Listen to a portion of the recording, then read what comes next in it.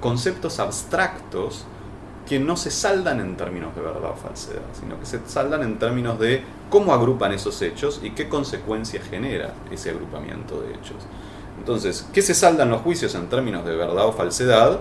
Si hubo determinados secuestros, si hubo determinadas desapariciones, si hubo determinadas torturas, si hubo determinados asesinatos, si hubo determinadas violaciones. Esto creo que está resuelto en la gran mayoría de los casos en Argentina.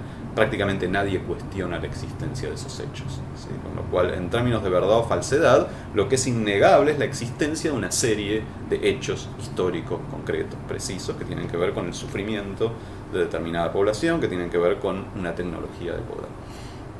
Ahora, luego, con esos hechos, podemos construir estas tres explicaciones, que las tres toman en cuenta los mismos hechos. ¿Sí? Estas tres explicaciones implicarían plantear, primero, que en la Argentina lo que hubo fue una confrontación entre dos sectores armados, que esa confrontación luego terminó afectando al conjunto de la sociedad, pero que el eje tuvo que ver con la lógica militar de ese conflicto. Sí, lo que digo no es una interpretación mentirosa, en el sentido que de hecho hubo hechos de carácter militar, de hecho hubo organizaciones político-militares de izquierda, de hecho hubo la actuación de las Fuerzas Armadas de Seguridad en relación a esa lógica, con lo cual no se trata, insisto, de que los hechos son distintos, sino de qué valoración se le da a los distintos hechos.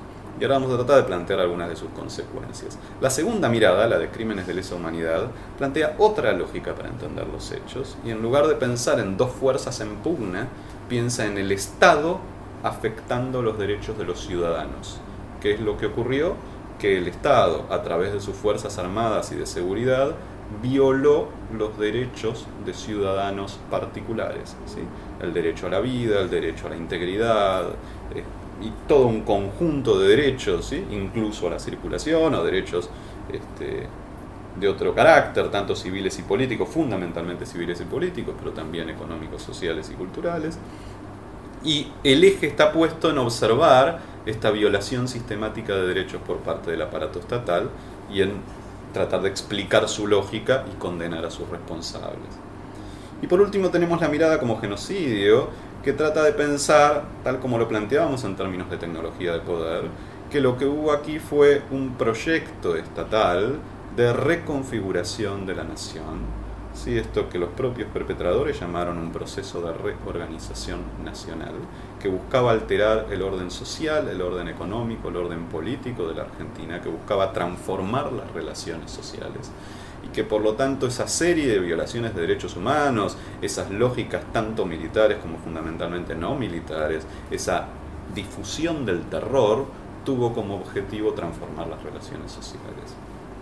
Ahora, podríamos desarrollar, y yo lo he hecho en varios trabajos, una cantidad enorme de variables en los cuales estos tres relatos producen consecuencias distintas. Yo, dado el uso del tiempo, voy a desarrollar solamente dos, pero para dar un ejemplo de cómo estas distintas representaciones, estos distintos tipos de relatos y calificaciones que se juegan en la discusión jurídica pueden producir consecuencias muy distintas en cómo ese pasado juega en nuestro presente.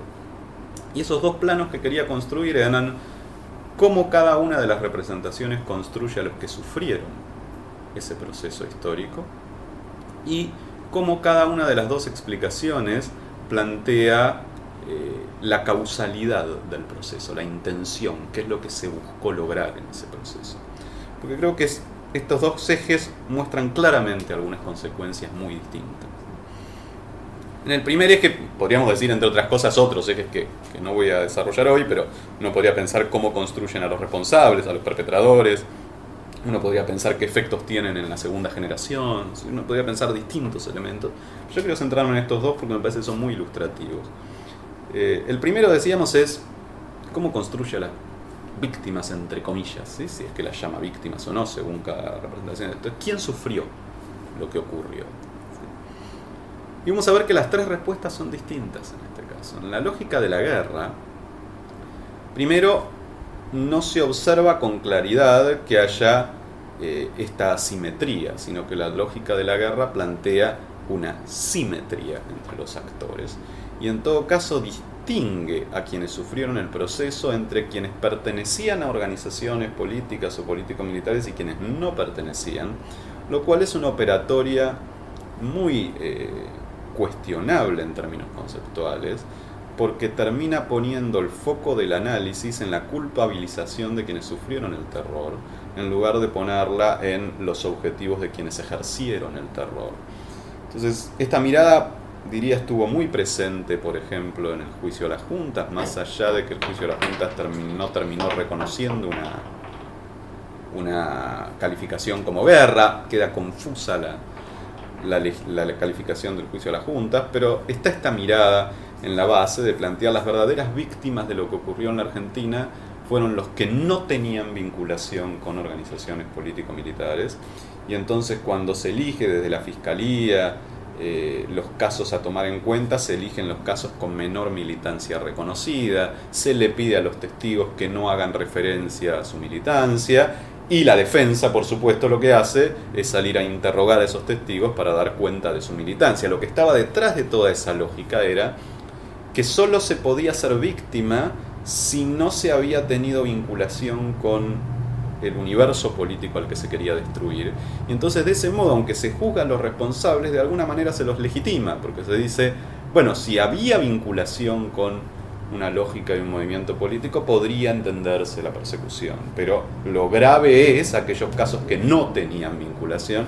Esto tiene un paralelo en lo que fue la reconstrucción del nazismo, con la insistencia en configurar a las víctimas del nazismo como Ana Frank, ¿sí? El éxito que tuvo el diario de Ana Frank.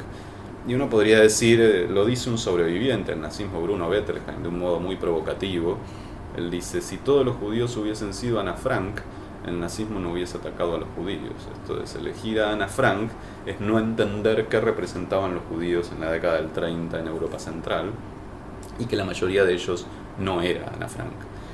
Lo cual no quita que Ana Frank no sea una víctima del nazismo. La pregunta es qué tan representativa es como víctima del conjunto de quienes sufrieron esa práctica, y cuánto legitima al nazismo pensar que la única víctima recuperable es Ana Frank, porque sería decir, bueno, entonces los judíos bundistas, los judíos internacionalistas, los que participaban en movimientos contestatarios, contrahegemónicos, los que planteaban disputas a nivel de la identidad cultural de los distintos estados europeos, bueno, entonces en todo caso esto se podría entender. Lo grave es cuando encontramos una persona que no es nada de esto, ¿no?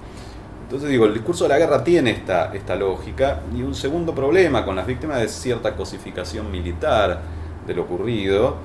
Podríamos decir, es innegable que en la Argentina existieron organizaciones político-militares, sin embargo, no hubo una sola batalla, ¿sí? Con lo cual plantear la lógica de guerra ya, incluso en términos de verdad o falsedad, se vuelve complejo. En otros casos latinoamericanos es mucho más sostenible. Digo, en El Salvador hubo claramente una guerra, incluso un empate hegemónico en términos militares.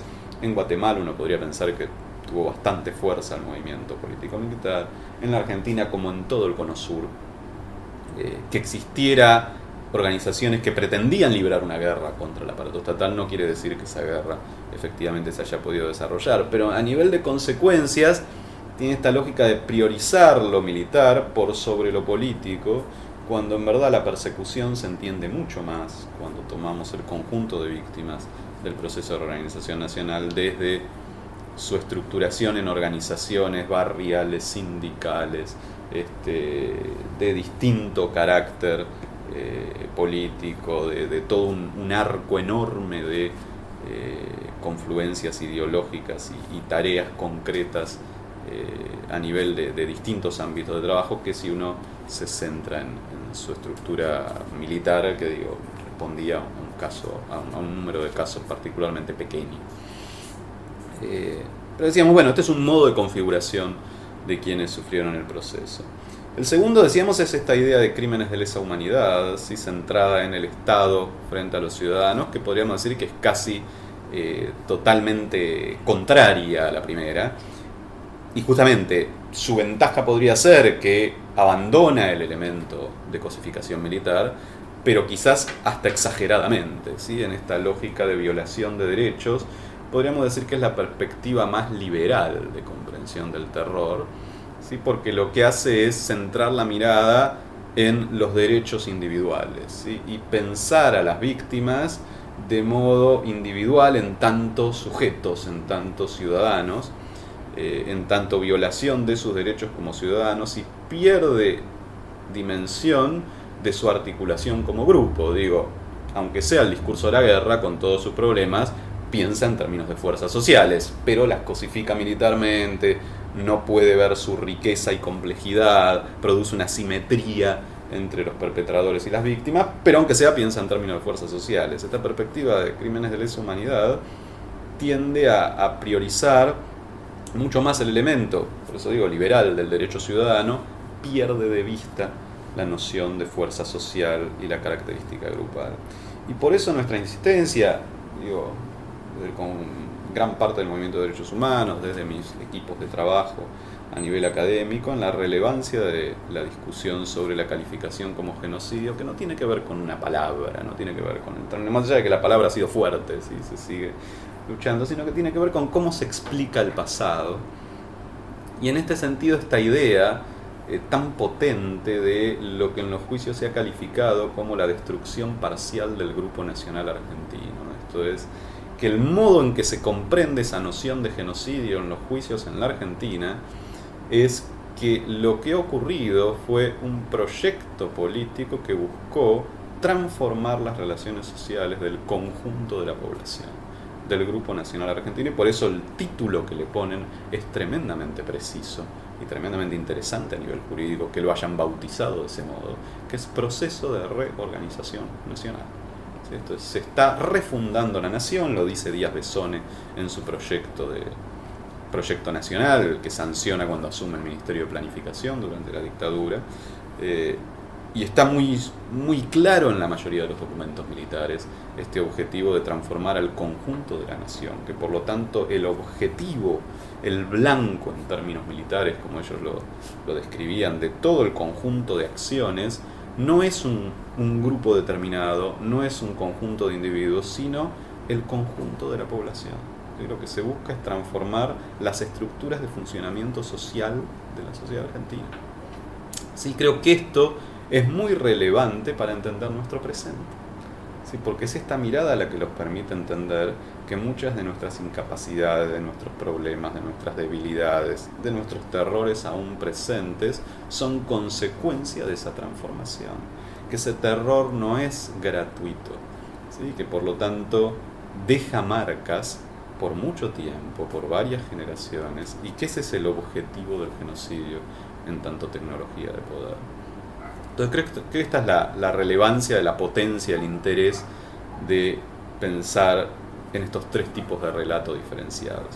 En el segundo nivel que quería trabajar, y con esto termino, estaba esta cuestión de cómo se plantea la causalidad, la intencionalidad de esa práctica.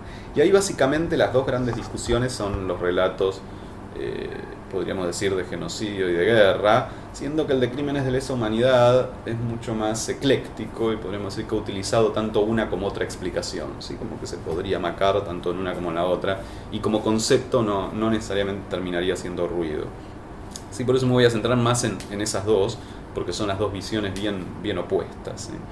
La visión como guerra tiende a pensar en lo que podríamos llamar una lógica defensiva del terror. Esto es, más allá de las valoraciones que tengamos, más allá de que eso lo plantee un genocida, lo plantee un perpetrador o lo plantee un miembro de organizaciones, un sobreviviente de organizaciones político-militares de izquierda o peronistas, creo que el eje común es pensar esta lógica del terror como defensivo. ¿Qué quiere decir el terror como defensivo? Que lo que ocurrió en la Argentina fue venir a defender el statu quo de una amenaza, ¿sí? Y entonces ahí, bueno, hay distintas valoraciones con respecto a qué representaba esa amenaza, ¿sí? Para los sectores militares, para los perpetradores, esa amenaza sería la subversión internacional, la masonería, el marxismo, la Tercera Guerra Mundial, como quieran bautizarlo, pero sea como sea que se lo bautice, lo central era esto de que es una reacción ante un peligro. Y podríamos decir que esto lo comparten aquellas organizaciones político-militares o sobrevivientes de organizaciones político-militares que todavía planteen la idea de guerra,